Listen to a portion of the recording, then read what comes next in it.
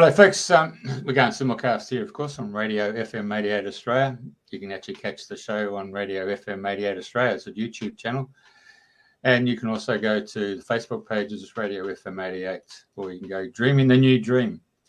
In the meantime, our illustrious guest is coming from the UK, same as our host, Andrena. So it's 9 o'clock in the morning for those girls. So they've actually got up and had a cup of tea, and now they're ready for business. And so it's my great pleasure to bring Andrena on the show to introduce our guest. Thank you, Jeffrey. Good morning, good afternoon, good day, and welcome if you're listening to the replay. Today, it's my great pleasure to have Holly Worton on the show.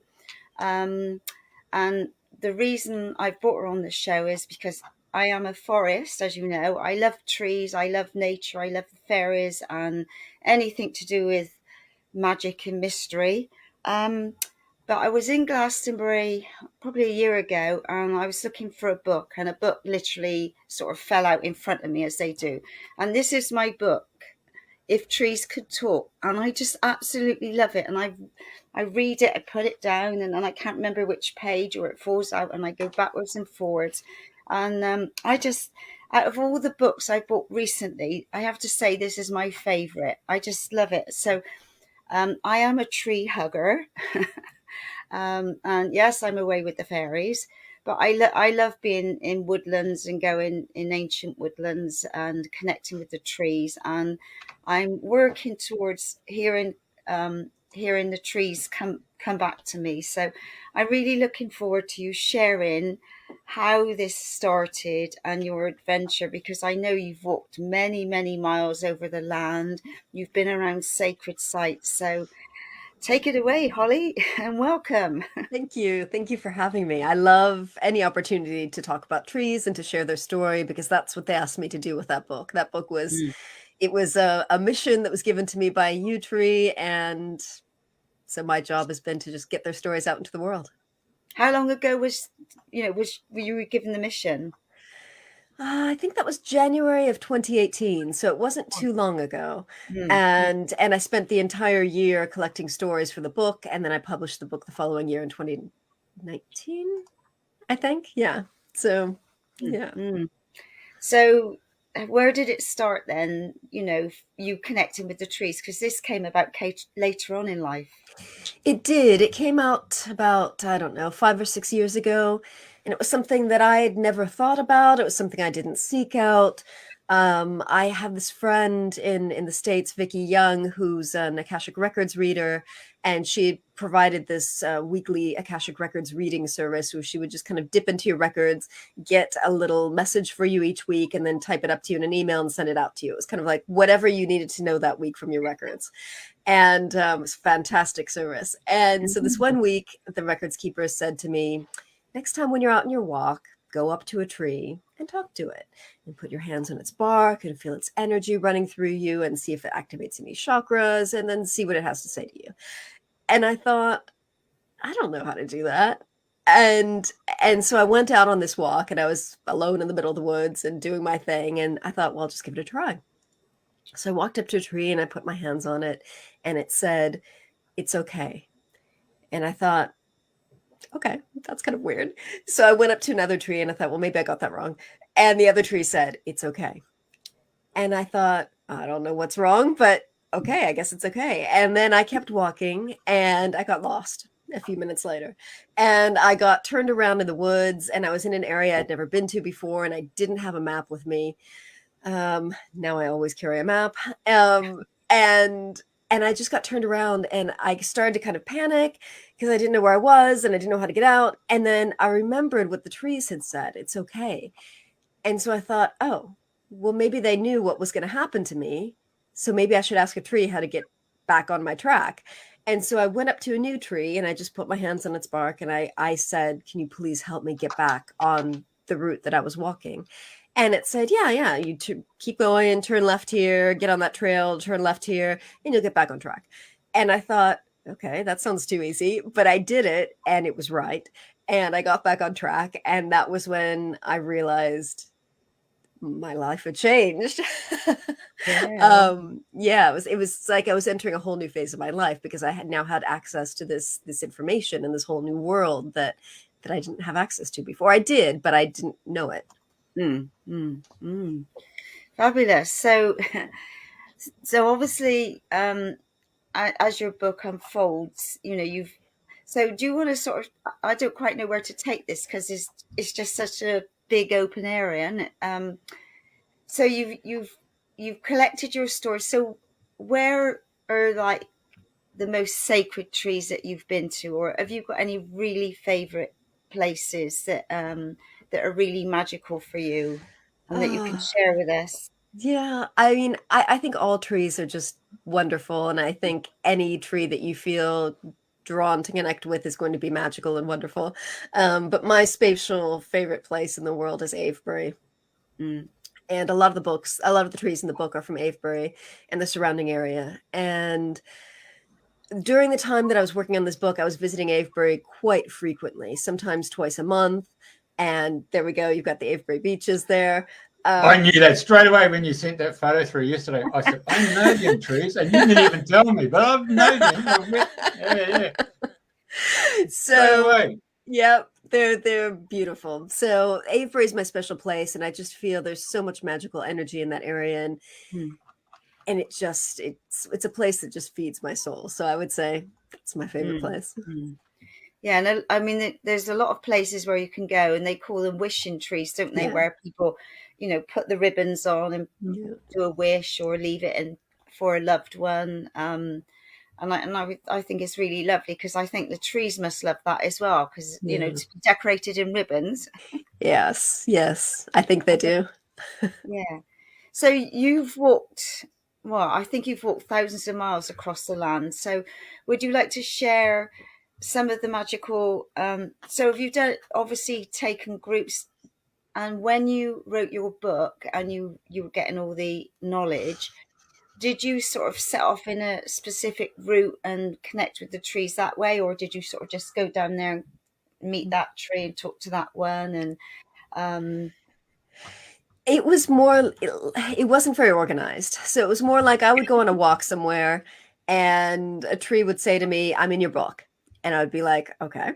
And I would kind of make a mental note, and then I would come back when I had more time to sit with it and to collect its story. So it was, it was a lot of trees that just approached me on my walks. I would be in Savernake Forest, which is what we're looking at now, and I would be walking through, and there's a lot of special ancient oaks in Savernake, and so one day I just kind of went through there and just started walking, and the trees started reaching out to me and calling out to me, sometimes even before I could see them, and so I just collected a bunch of stories through Savernake because those trees are very special there. mm. Have you ever been to Burnham Beeches? No, I haven't. I when I was staying at my son's or a little while ago, um, somebody mentioned that, and I went there. Oh my gosh, ancient trees there. Oh, Mm. it was like, and the peace, like when you went further on in, the peace in there, it was just like Oh. you just stepped into another world. It was absolutely amazing. Yeah, just definitely. If you haven't been to Burnham Beeches, I Yeah. would highly say go there. It's absolutely, really, really stunning. Um, right, what else was I going to ask you? There's so many questions regarding trees. So, have you come across any fairies or any little beings on your travels? No, there was one time when I was collecting the story from the Chalice Well use, Oh yeah. and and I got kind of a tap on my shoulder and turned around and of course couldn't say anything. But I got the very clear message that I'm meant to write a book about them, similar to the way I did with the trees, but that its time hasn't come yet. So Right. Mm. some Oh, some lovely. point perhaps. Yeah. No, I look forward to that one. Right. Okay. So, yes. So, tell us about how you started, when you started walking, where you went, um, and then the groups that you've met and connected with. I know because you've got all sorts of groups that you've set up and you work with, and Yeah, I don't actually take people out. I used to take groups out walking once a month. I haven't done that in years and years. I mostly spend time alone out in nature. That's kind of my thing, whether I'm running or walking or just wandering around. I tend to like to just go out alone and spend my time with trees. Podcast. You do a lot of podcasts as well. Yes, I have a podcast called Into the Woods, and that's about personal growth through outdoor adventures, whether that's walking, running, cycling, whatever it is that people do. So I talk about my own adventures and how I've grown from them and the things that come up for me as I'm planning new adventures and how I'm working through them and how they've contributed to my life. And then I get guests come on the show to talk to me about their adventures, and then I learn from them. So did you call it Out in the Woods, did you? Sorry? Did you call the podcast Out in the Woods? Into the Woods. Into the Woods. Okay. Yeah. Into the Yeah. Woods. Okay. Let's just Yeah. carry on.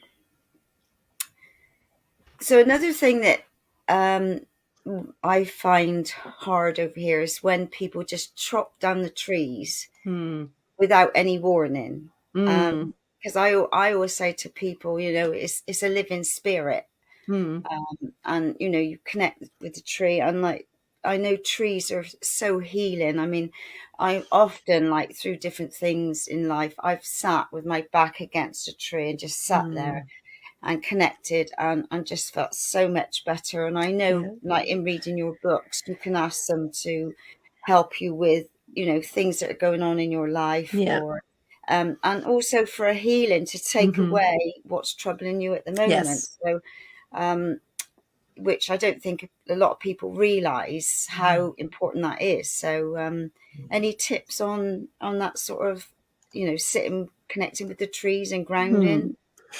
Yeah, well, when I started collecting the stories for the book, I had no idea what to expect. I wasn't sure what kind of stories the trees were going to have. And so I was quite surprised when I realized that pretty much all of their tips were how to connect with trees so that you can reconnect with yourself.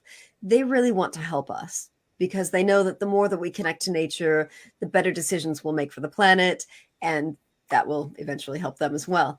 So there were so many ways on how to connect with trees. One of them, as you said, was to sit with your back up against a tree and to kind of ask the tree to take your troubles or to take your worries from you, and really visualize how that tree kind of pulls your worries or your troubles from your body and then sends them down to the ground to be transmuted into something neutral. So when the tree takes this from you, it doesn't hurt the tree. It just processes it.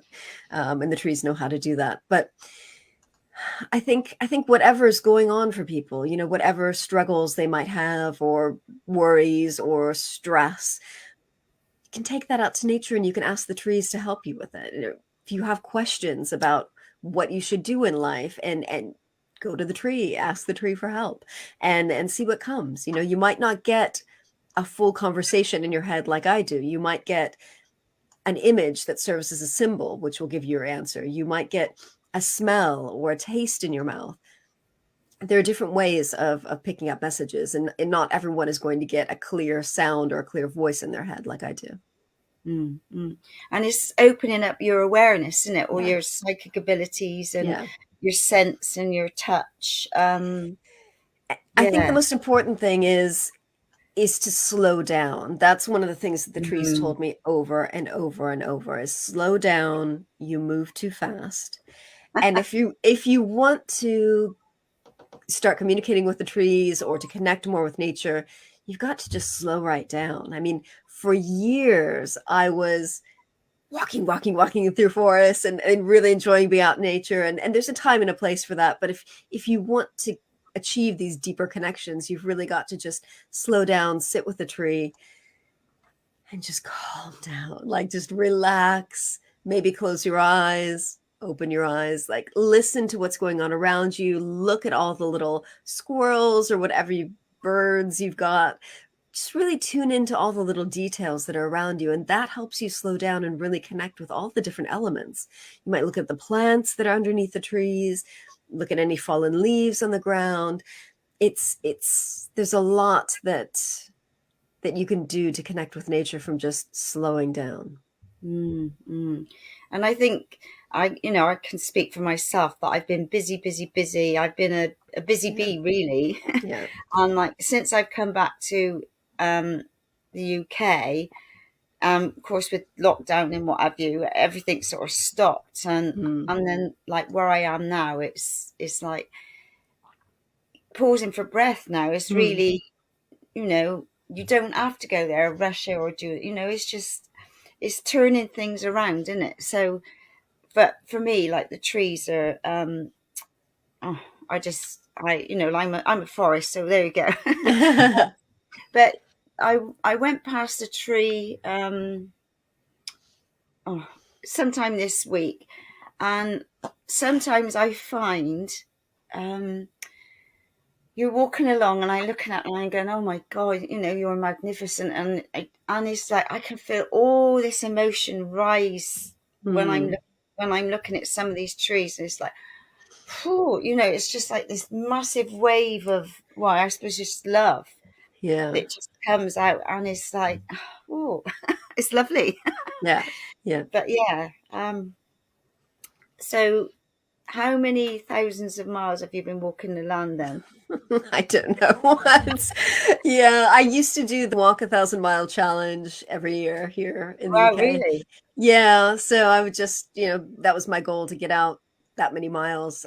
This year I'm doing the Run 1,000 Miles Challenge, which is actually easier because obviously you can cover more miles when you're running. So do you pace yourself like you do, like so many miles a month, so you get it done through the year? Yeah, I have a spreadsheet to keep me on track, to just make sure I'm doing what I need to be doing every week, and that just makes sure that I get outdoors as much as I'd like. Helps keep me on track. Like I've got to say, I haven't heard of those challenges, but then there's lots of things out there that I've not heard about. Yeah, the Walk 1,000. Oh, go ahead. Hey, just hang on a second. I'll put my face on there. Hey, when we announced that we were going to be doing the show on Tuesday night, a lady called Vera Hollins gave me this book, The Hidden Life of Trees. Now, I've read up to 16 pages only, 16 pages, and I was getting goosebumps. I know that. And this is a really profound book concerning how you can get trees and you plant them, and what will actually happen. You create this community of family, and they will interact, and their roots go underneath, and they network. And if one's not getting nourishment, they all feed that particular one that's not getting the nourishment. And when their branches go up, and if their branches go into the next tree, provided it's of the same family, same species, they will pull back and they won't interfere with that particular tree, so they get the full nourishment. But what I learned was bloody unbelievable. So if they get ants coming all over them, or they get caterpillars coming all over them, they send out a toxin, and it goes all the way up through the trees, and it goes out to those leaves, and then those guys are bloody eating them, they're getting all that toxin. So then their language, according to this bloke, is scent, and so they put out this aroma, and all the round of the trees in the same species, same family, realize they're under attack, so they all start producing the toxins. And then what actually happens then is that they have this relationship, the symbiotic relationship with the predators of caterpillars and predators of the ants. So they all come to the tree and have a feast. I mean, what a fantastic arrangement. And then I go into the next page, and I'm over in Africa in the savannas, and it's the bloody giraffes, and the giraffes are going in there, and they're taking the acorns, or the acorns.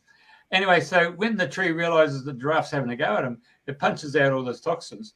And then what happens when the giraffe actually starts tasting the toxins, it walks off 100 meters, because it knows that the scent will travel downwind, and so it goes to the next clump, because they don't know that they're under attack. But these cheeky bloody giraffes, they've actually evolved to another level of consciousness.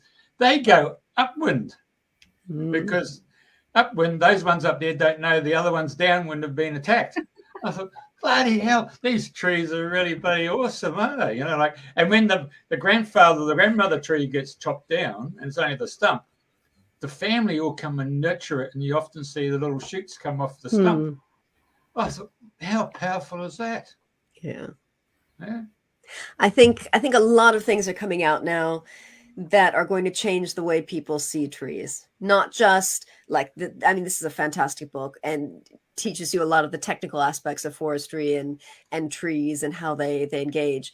But more and more studies are being done about trees and things that we never would have thought of before. And I think people are going to start seeing trees in a very different way.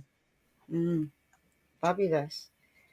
Yeah, because when they're clearing land in different places and all the trees.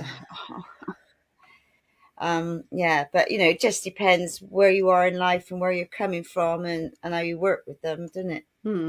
Yeah. So I believe you've written quite a few other books as well. Yes.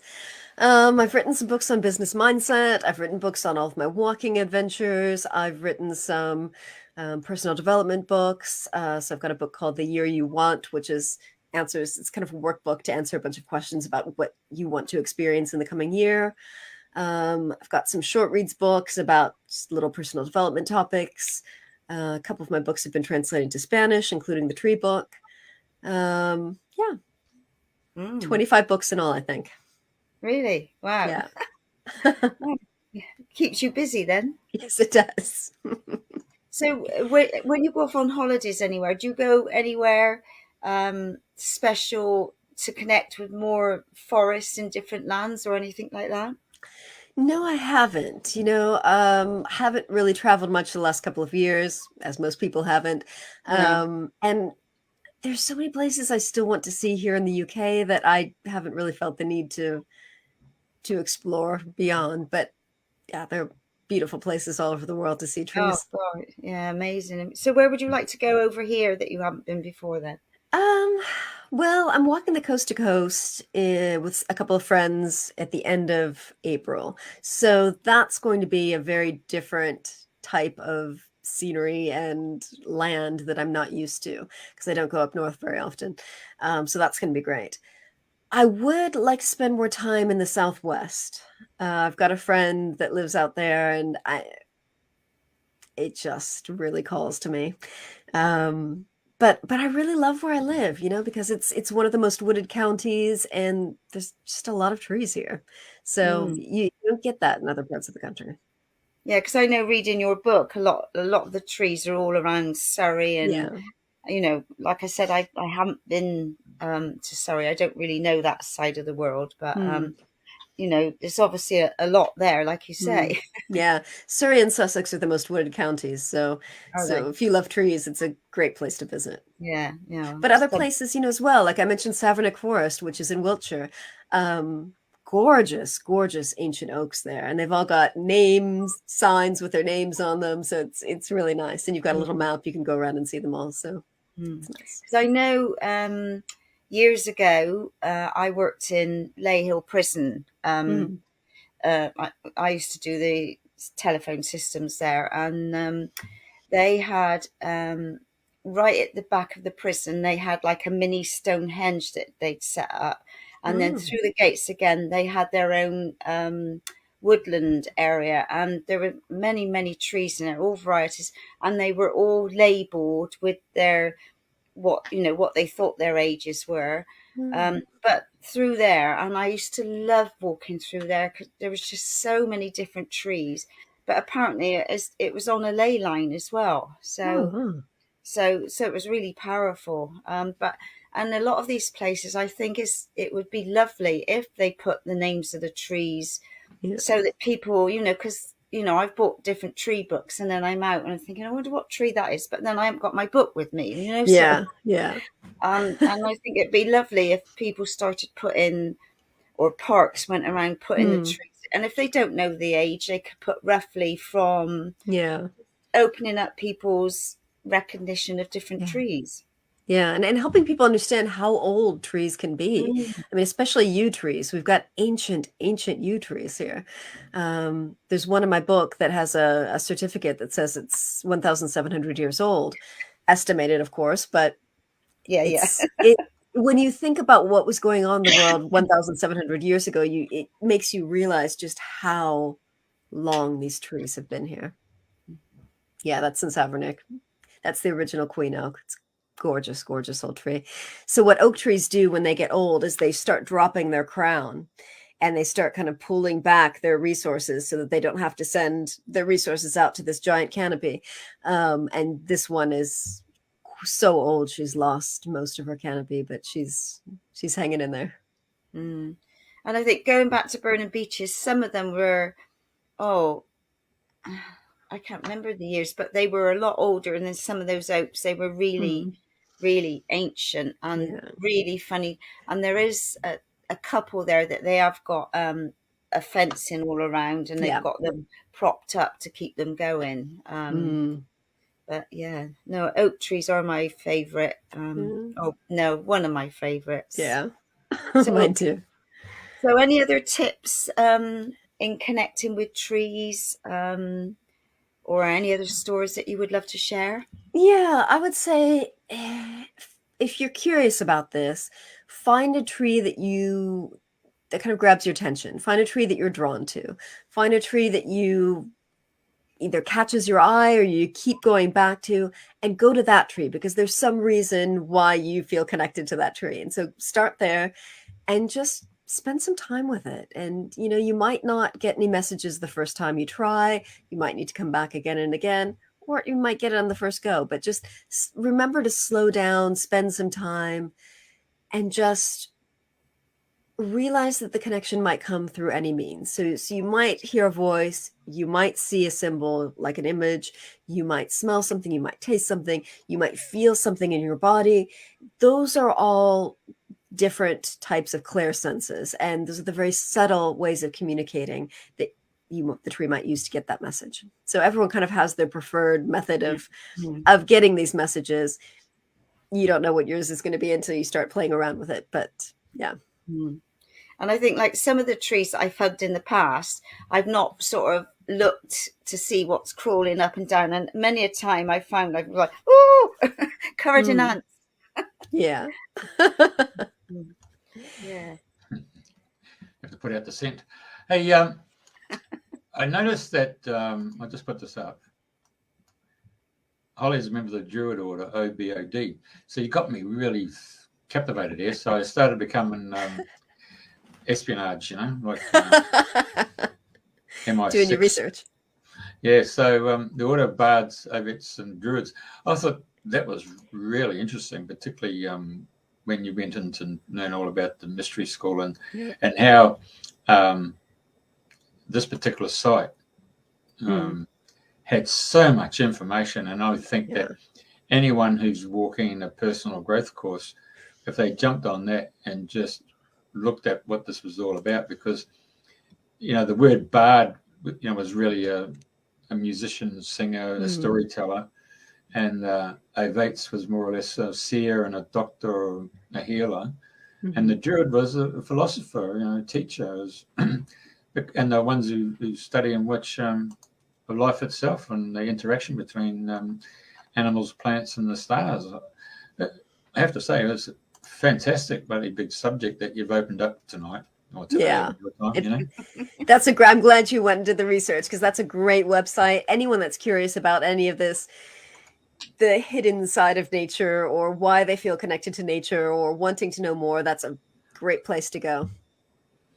And what I liked was in my travels around the UK around August was the harvest, and they have all these events at different country communities, and they be the harvest, and of course when I read that particular section there, I was really, really intrigued, because you didn't realize how it impacted on other cultures, other societies, and whether a similar idea and so forth has been impacted in other countries. I want to say thank you for coming on and doing the show tonight, because it's really stimulated the whole big ethical conversation between man and its role on this planet. You know, just putting up the stuff that came through. I was, you know, even Egyptian. Do you want to read out the website for some of our listeners that will be listening rather than seeing? True. Yeah. Hello. Yeah. Do you want to do that, or should I? Hang on a sec. I'll just go through, because people can then go back and watch the show and save it. But this one here, I think Philip Carr Gumman. Gum. We'd like to acknowledge and give thanks to the excerpts of what the Druids believe. I mean, the whole Arthurian stories of Taliesin and Merlin and Midred, one doesn't realise just how important those characters are, whether you want to call them mythology or whether you want to call them a living testament to teachers that have gone before us. It sounds to me they were teachers who went before us. Yeah. So If Trees Could Talk is your book. Can you just put it up, Andrena? That's the one. And we can get that at Amazon, can't we? Yep, you can get that online anywhere you purchase books. And you can also get it on the OBOD website, druidry.org. They've got a shop, and you could buy it from them as well. And I do have a workbook that goes along with the book. It's a big A4 book, and it's got kind of the questions for reflection and the suggestions of activities that the trees had. So that looks amazing. Yeah. How much is the big one to buy? It's actually the same price as the small one, because it's got fewer pages, but it's a bigger book. So. Bigger, yeah. Oh, that'd look nice on my bookshelf as well. Yeah. Right. Okay, so you don't do personal workshops, but you do online courses. I do, yes. I'm working on a book on tree communication, but it's going slowly. And so I put together a very simple little workshop to get people started playing around with tree communication, and then I'm there for any questions that people have. So, yeah. Yeah, that'd be nice if they started the children, the little children's, taking them more into woodlands and nature. And I mean, I don't know what schools do, you know, I've got to be honest, and there might be some that they're already doing that, but you know, and like all things, I think like with meditation and if all schools brought that in, and you know, because all the children are coming in from all walks of life with all different issues and what have you, and I think if you put them all in and you've got them all to close their eyes for 5 minutes or something and just bring them in and ground, otherwise they're all like ooh. You know, but there are schools that are changing and doing more connecting with nature for little ones, and I think that's where we need to really home in on the children of today, don't we? Yeah, absolutely. And I think we are very blessed in this country that there are a lot of forest schools in the UK, and they are becoming more and more popular, and hopefully that's the way of the future, because I think that's, as one of the trees in the book, White Road Oak says, you know, take your family members out into the woods, take your children out into the woods, help them connect with nature, help them connect with the trees, spread the message, you know, try to get at least one person connecting with nature that wasn't before, and hopefully that will kind of have a ripple effect out into the world. But I know, like you say, if you go into a more ancient woodland, or you know, where there are lots and lots of trees, and like you say, excuse me, if you just sit there for a while, and then things start to open up, don't they? Or they start to appear, because you've gone into that really relaxed state of being, and you know, how can I put it? You go into like an altered state of consciousness, don't you? And then you know, you can sort of, you think, oh, did I see something over there? Or you know, because often I'll be walking along, and there's and there's like one leaf, and it's going like this, and I think, well, there's no other leaf moving all around, like, so I think, well, it's one of the fairies catching my attention.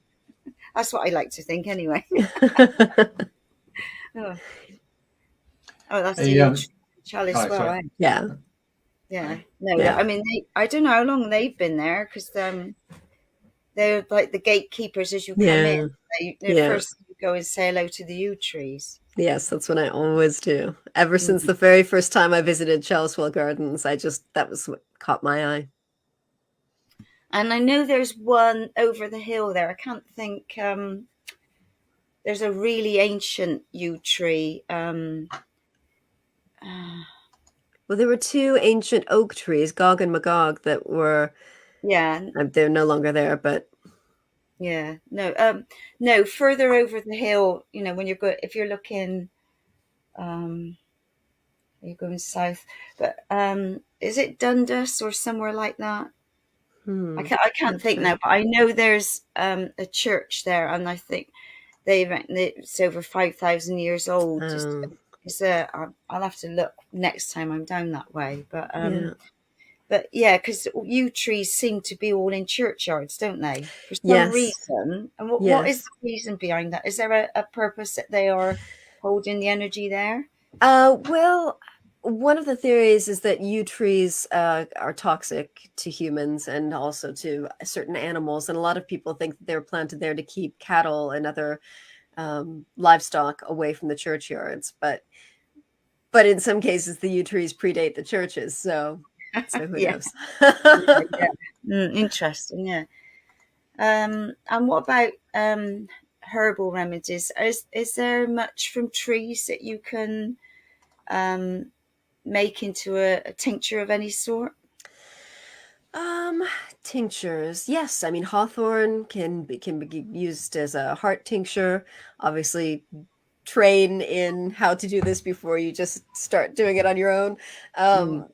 But also flower essences. You can make tree essences as well, of a lot of different trees, of willow, all kinds of trees, and you can work with the spirit of the tree through the essence.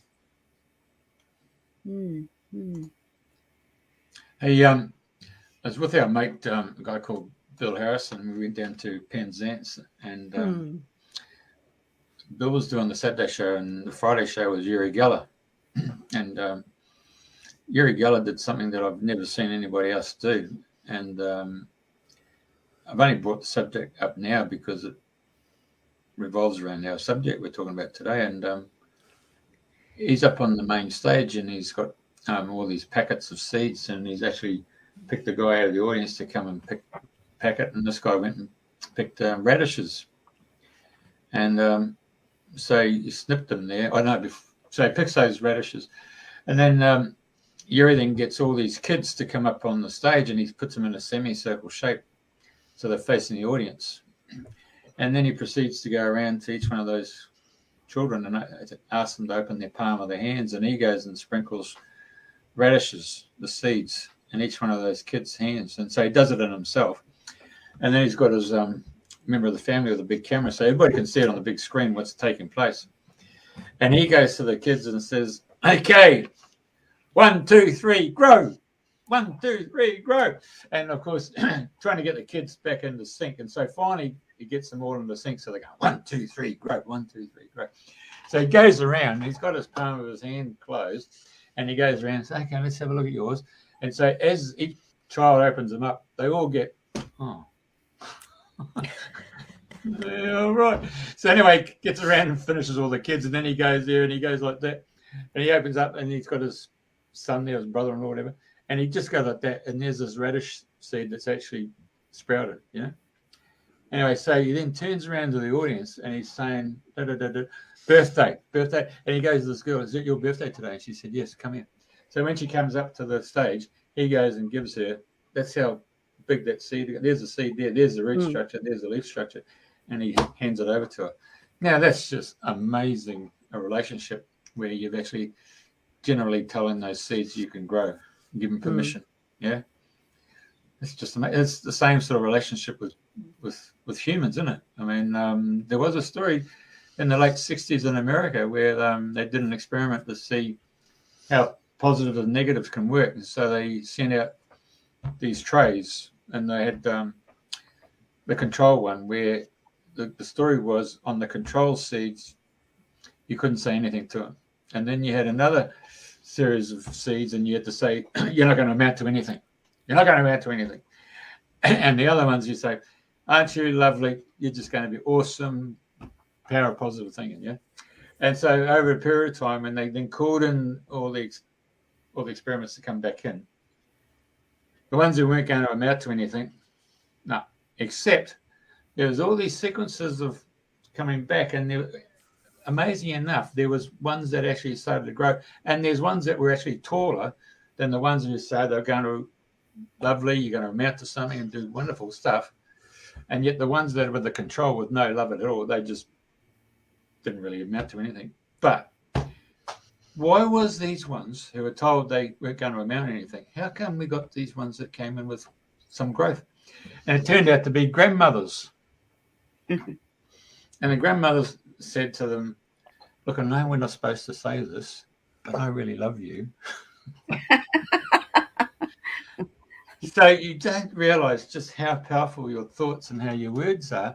And if you can do that to seeds, just like the mustard seed, you know, in 3 days it's going to grow.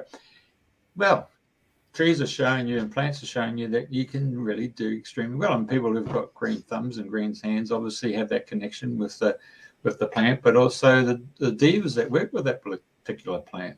So when you said at the beginning of the show how you feel that's just going to open up and people's consciousness to do with both, you know, vegetation and plants and trees. I think you're on the cusp there, Holly. It's fantastic to have you here tonight. Thank you for having me. Bring it forth, isn't it? Talking of grandmothers, and I remember reading somewhere in your book about, I don't know whether it was a set of grandmother trees or a set of witchy trees. Yeah. Both. Or both. Both, right. Would you like to share anything to do with the witch trees or the grandmother trees? Yeah, the grandmother trees are a special little grove of trees. It's very young yews. By looking at them, they wouldn't probably catch your attention, but for some reason, I've always felt drawn to go to that special part of the woods. And it's not very far from where I live. I can walk there from my house. And it just always called to me, and I just kept going back and kept going back and kept going back. And then when I was collecting the stories for the book, they had a chapter that was all about personal power. And it was a very, very powerful message that they had for me and that they had for the readers of the book. And it made me realize, you know, we're so drawn to like the big trees, the ancient trees, but these trees are fairly young. They're not much to look at. But the energy that they hold and the message that they have is just as valuable as an older tree, like these beeches that you're looking at right now.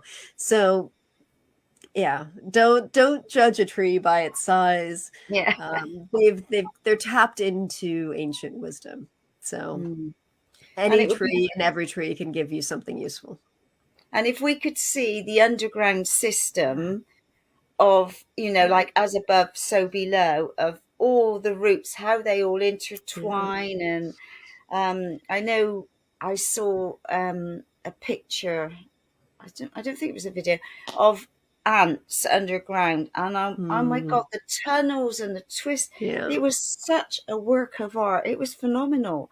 And then I think, well, if you could only see the root structure underneath of how, well, it's just amazing. I mean, nature does its own thing, and you know, you, like they say, you know, you think, well, why don't this happen? And oh, I thought this was going to happen, but it's like a flower.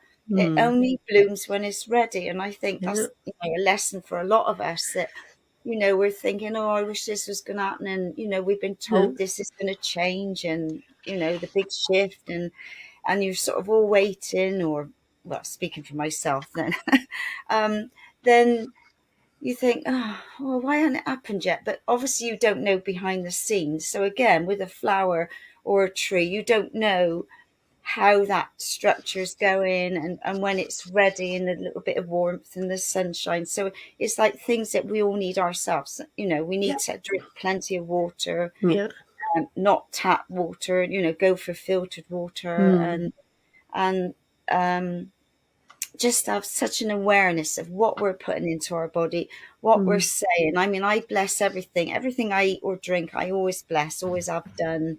And you know, there's all these little things that make a difference to our, you know. And I suppose if we take a leaf out of nature, if you pardon the pun, it is about slowing down. It's about being, because you can't force things have to open at their own time. So you know, nature is a great educator for us, really, isn't it? Yeah, absolutely. And I think the more people spend time in nature, and the more people spend time in nature throughout the seasons and throughout the year, you just start to absorb that lesson. You know, each season passes, each season changes, like there are cycles, like you just start to absorb that as part of the reality of world. And so many times we can just kind of get stuck in like, oh, the current situation that I've got is terrible, I'm never going to get out of it, things are never going to change. But it will pass, it will change. And I think that wisdom, the wisdom of nature, is really helpful in reminding us of that. I saw I think somebody put up a message earlier, did they? I saw it flash up. I didn't really, was it a question, or just, no, not from Vera, there was another person. But thank you, Vera, for that. Oh yeah. Be one with nature. Humans are just like trees, soul and spirit, sun and soil. We accept trees as they grow, looking for light without judging them. We should look at people as we look at trees. Mr. John Courtney. He's up in New York State from memory. And I suppose like trees are like people, you know, they're all shapes and sizes, all colours. Yes. Some bent over and some upright. And yes, and that was one of the things that the trees kind of kept reminding me of, that they're all individuals. They all have individual personalities. You can't just say beech trees are like this and yew trees are like that and oak trees are like that. They all have their own personalities. So and it's amazing, like you say, how they all intertwine. And I mean, I didn't know where you said how some step back to allow others to come in. And I suppose, you know, if you think about it, like with your grandmothers and your elders with the wisdom, they'll step back when they know they need to, but they're there, you know, holding space. And, you know, so you know, like nature is such a great teacher. And then I know a long time ago, I've got a friend, well, she's passed on now, but she used to work with the masters and all sorts, and she got called to go to a tree that was ancient, but it was by the side of a house and it was leaning. So of course everybody was up in arms, it was going to fall on this house, and what have you. So anyway, they called her in to communicate with the tree, and the tree told her it was solid, it wouldn't harm the house, and it was going to be there for, I think it was around another 20 years. And then when it is ready to go, they would know. But the tree was going to be made into boats, it was going to be made into garden chairs, and the tree said my energy would go on and on. You know, and I thought that was such a lovely message. So obviously, you know, well, that was a long time ago now, but yeah. And I mean, to sit around a campfire at night, you know, and using the wood for just connecting again and being out in nature. And I think for a lot of us in different places, we can't get out and do campfires. And I think this is, you know, if we could have more places where people could come on an evening and sit around a campfire, sit and talk. But of course, the weather over here is not always. But all these little things certainly make a difference, don't they? Yes, they do. They do. And that was one of the reasons why I stopped doing running walks, is because so many people would sign up and then it would be raining and so they'd cancel. And it was like, get the gear that you need so that you can be outdoors in any weather. I mean, we have fairly mild weather in the UK. Yes, it rains. Yes, it's wet. Yes, it's gray, but you can get out. Like, it's not freezing in most parts. So I think that's another thing I would encourage people to do is get outdoors, even in the winter, even when it's raining. Just challenge yourself to give it a try. It's not terrible. It's, if you've got the right, hood and jacket and waterproofs, like, you'll be fine. You won't melt.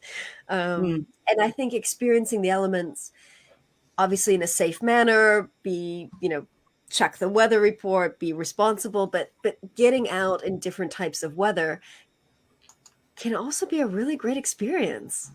Because you're experiencing the rain. You're not just looking at it through the window. And I think it's all very valuable in terms of connecting with nature. I mean, I love the autumn time, the winter when the leaves are all on. That's my favorite time of year. I just love being back, for that sort of time of year. But then, you're going through springtime and all the little bulbs. I thought, oh, this is so lovely. So, I think that's my favorite. But as each season goes on, then it brings out its own beauty, eh? Yes. Yeah, it's lovely. Right, so let's talk about the trees itself and the spirit of the tree. So when you going through the forest and all that stuff and you get a pull to a tree, and obviously you either hug it or you sit down and put your back to it. In your form of communication, is it what aspect of your seeing, if you want to look at it as a seer, do you actually get insights, or you get a feeling, or you smell, or how does you get your communication? Because I noticed that you mentioned in your little bio there that you're born in California, and then it looks to me like your second language is Spanish. Yep. Yes, that's what I was. Sorry. I mean, I saw that and I thought, oh, you understand English, you understand Spanish, so obviously you understand the language of trees. So. I don't think you need to be bilingual to understand the language of trees. I think you just need to relax and be open. But yeah, I think being open is a very important part of connecting with trees. And I hear a voice in my head that's very different from my inner voice. Trees always use language that's very different from the way I use language, but different people will pick up the messages in different ways. So it's important to remember that, you might get images, symbols, smells, sounds, feelings in your body. So the message may come to you in many different ways. So I'm going to go to Walt Disney and his cartoons and animations and stuff. And, we have the guardian of the forests and stuff. Do you actually sense that whilst you've got the relationship with the tree, you also then get the oversoul of the forest that comes in, the guardian of the forest? Have you had that relationship? Or even Pan, the sort of the nature god who comes in, or the green man, if you want to call it as such? No, I haven't, because I haven't really made the intention to connect with those energies. The focus of my work has been connecting with individual trees so far. So that's what I've been connecting with, and that's what I'm doing for my next book on trees. So yeah, right. But I think it all depends on what you set the intention. So, so we're talking about fairies earlier. Do you want to connect with fairies? Do you want to connect with water spirits? Do you want to connect with tree spirits? Do you want to connect with plant spirits? Like, know what you want to experience and set that intention before you go out into nature, and then your energies will be more focused on those spirits. Because this is very subtle. It's not like us now, we're talking out loud, we're seeing each other, like it's very clear, and we're used to this type of communication. Whereas I think spirit communication is very subtle, and that's why you have to really slow down and open up and tune in. Okay, so with the willow tree, which became the founding by bringing out the aspirin, have you found that when you've gone to the particular tree that they've actually given you recipes that could be used as in terms of natural medicine, or even for food preparation? No, they haven't. But last year I did a 7-month ethnobotany course where I did learn a lot of those things. So yeah, and I feel like that really deepened my connection with nature as well, as learning the practical side of how humans can work with nature and trees and plants. Right. And the thing is, with the trees, do you actually get a feeling or a sensation that they would prefer to be placed in a different environment?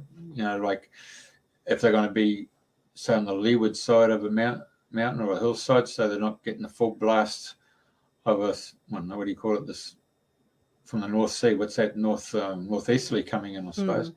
So they prefer to be on the south side of a hill so they get plenty of sunshine. I'm talking about the northern hemisphere here, rather than the southern hemisphere. So, do you actually get a sense of perception of if you had to go planting, where you would actually plant certain species of tree to suit that level of soil or composition of substructure?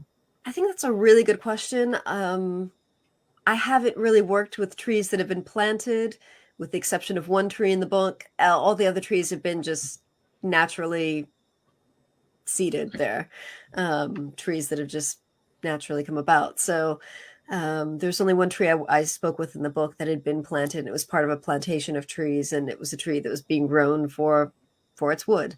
But yeah, I would assume that trees that are located in a stressful location would prefer to be somewhere perhaps easier. But even if they're planted, would they then tell you to go and get another species of tree because they're more hardy and they could actually as a windbreak? I mean, I'm just throwing it out. Yeah, they might, yeah, because obviously different trees have different different lifespans, different preferences in terms of soil, as you said. So yeah, I think if you are going to plant trees, do the research. Don't just pop a bunch of trees in the ground and hope for the best. Like, make sure that you're putting them in a place where they will thrive.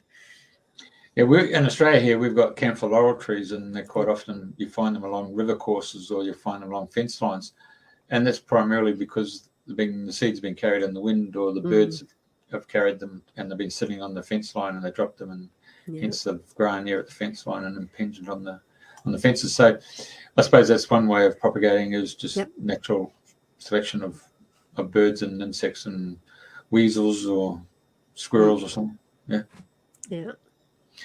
Right, Andrena, you got to turn yourself back on.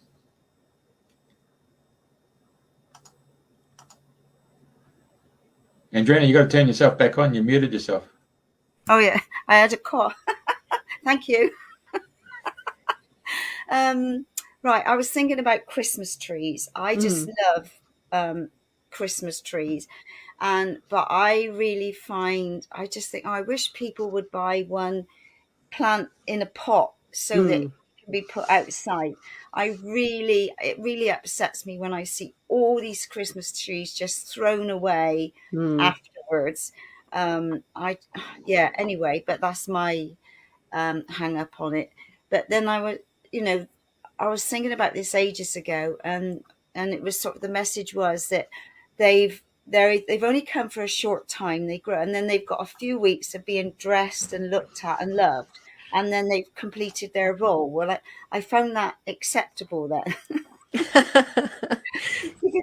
They do look lovely at Christmas, and I think, wherever you go, everybody's got most people have their trees lit up, and it's a special time. And so when that was the message, and I thought, okay, I need to look at this differently. So they've only been grown for that purpose. And I mean, obviously everyone's going to have their own ethical perspective on this, and I think everyone needs to do what's right for them. But I mean, they have been grown for that purpose, and that's life. That's their life, sadly. But as you say, I mean, there is the option of buying a tree in a pot and either planting it in your garden afterwards, or finding another place for it. But of course, that's every year. If you're going to be buying a tree, that's you could start your own tree forest. Yeah, exactly. Have them all around the land. But so I understand that. So okay, just before we finalise and sum up, what question should we be asking you? Oh, that's an excellent question. I mean, I think we've talked about everything. I think the most important thing is how to get started connecting with nature, and how to get started connecting with the trees. And we've discussed that, just go outdoors, find a tree, spend some time with it, and just be open to whatever happens, be open to possibilities, and just go with it. But get outdoors. Is it more feminine, more associated with females who are more intuitive, who go out into the woods and hug the trees and get a feeling and sensation? I mean, they do the dancing, like become nymphs and all that stuff, as a male who's sort of a bit focused and one-dimensional. would you say that the female is more attuned to tapping into this form of consciousness? No, absolutely not. I think anyone can connect with trees if you have the intention, if you have the interest, if you have the curiosity. Give it a try. As I said, slow down, give yourself time, but anyone can do it, male or female. There's no. Good. Yeah, okay. Anyone's got it. And leading on to that one, have you come to discover that trees are either male or female, or they're unisex? Well, biologically, yes. A lot of trees will have both male and female flowers on the same tree, whereas some trees will have male flowers on one tree and female flowers on another tree. However, that doesn't always coincide with the voice that I hear in my head when I'm speaking to the tree. So, yeah. I think a lot of the times I hear a male voice in my head when I'm speaking to a tree. And then sometimes I'll hear female, but most of the time it's a male voice. Do you think that that's a group soul, as like the family or the species of that particular tree? It's the overarching of that particular consciousness? It might be. I don't know. As I said, I've been mostly communicating with individuals, so I don't think so. Yeah. However, there have been groups of the trees, like we spoke about the grandmothers, the 3 witches, the 4 knights. Those were all kind of small groups of trees that were communicating together. So, right. And one other thing, I know I did. I think it was a Druid course years and years ago, and I remember they were saying a circle of trees, to sit in the middle of a circle of trees is a real magical place. Yeah. So yeah. Yeah, and there's a picture that you showed earlier of me sitting in, I think that was the 4 Knights, and there are several trees up on Windmill Hill near Avebury where you can sit in the center of the tree, and it's really lovely. Mm-hmm. And that tree as well, the tree that we're looking at now, that's near Avebury, that's in a churchyard in Alton Prior, I think, and that's the 1700-year-old yew, and you can actually sit in the middle of it because it's so old that the trunk is split, so you've got that center area where you can sit in it. And one other thing, I know I've taken pictures of trees that look like dragons. They look like all different, and it's all of a sudden you see this, this, oh my God, look at that. There's so much out there if you've got the eyes to see and you're ready to sit and just allow things to open up for you, isn't it? Yeah. I got to say, in Glastonbury there you have the Goddess Festival. So when my mate Willem took me into Glastonbury for that particular event, and you got all those females with their long skirts and all different colours, and out the front is the solitary male, and he's all dressed up with his antlers and all that stuff, and given green stuff, and he's called the Green Man. Yeah.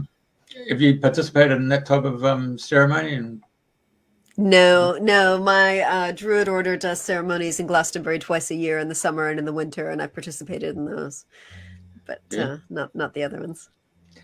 Hey, my claim to fame is I actually met Arthur Pendragon, head of the Druids, and that was fortuitous because we happened to be down at Avebury to the St. Michael, St. Mary ley line, and it was a blue moon. And it was a bit more than a blue moon because the sun was setting, and at 180 degrees opposite, the moon was rising. And so I'm just standing there on the top of that moat thing, if you want to call it as such. And I'm just participating, watching this 180-degree thing. And next second, there's these 7 dudes all wearing bloody sheep skins and bloody cattle, bloody hides and bloody cow horns and all that stuff. And they come wandering up. I mean, they could be anywhere in the field, anywhere. They come and stand next to me. I mean, it's a bloody empty field, but they're coming next to me. So this guy stands there and says, "Oh, where's my sword?" So this woman comes along and gives him this big sword. So he goes, boom, boom, boom, boom. And he comes to me and he's giving me the eye, And I'm thinking, okay, right. Now he hands back the sword. Then he says, "Where's my cup?" And another woman comes and gives him the cup. So he drinks the cup and he goes, boom, boom, boom, boom. I'm thinking, what's going on here? Anyway, so where's my wand? And so this gets his bloody wand, and he goes northeast, southwest, and I think, there you go. And he says something away in language I don't even know, and then he just bows to all four corners. Then they up and go, and they go down to the Red Lion for a drink, which is the pub for those people who are listening. So anyway, this lady here who just come on, Jocelyn, she's from bloody Churchill. Her husband Mark comes running up, and he said, "How did you know that was taking place? You know bloody Arthur." I said, "Who's Arthur?" He said, "Arthur Pendragon, mate. He's the head of the Druids." I said, "You're joking." I said, "No, I had no idea. It was just a bloody fortuitous bloody thing." And he said, "Oh, it was some ceremony for the blue moon and the fact that the moon was rising and the sun was setting." I thought, "Oh, okay. How amazing is that?"